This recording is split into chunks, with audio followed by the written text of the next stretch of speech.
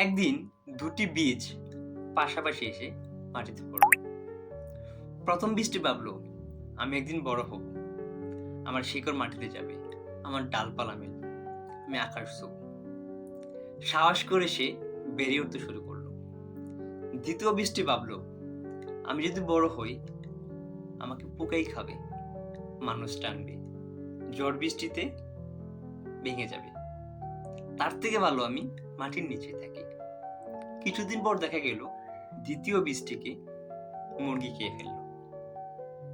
সুতরাং এখানে একটি বিষয় শেখার আছে, যেটি হচ্ছে আমাদের অবশ্যই সাহস করে কমফোর্ট জোন থেকে বেরিয়ে আসতে হবে, ঝুঁকি নিতে হবে ভেবে চিন্তে।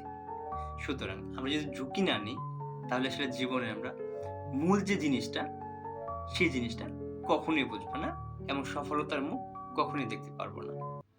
আর যদি আমরা কমফোর্ট জোনে থেকে যাই, তাহলে দ্বিতীয় যে বীজটি আছে না, সেটির মতো হতে হবে আমাদের। সুতরাং ঝুঁকি নিন, হয়তো জিতবেন, না হয়তো শিখবেন। ধন্যবাদ।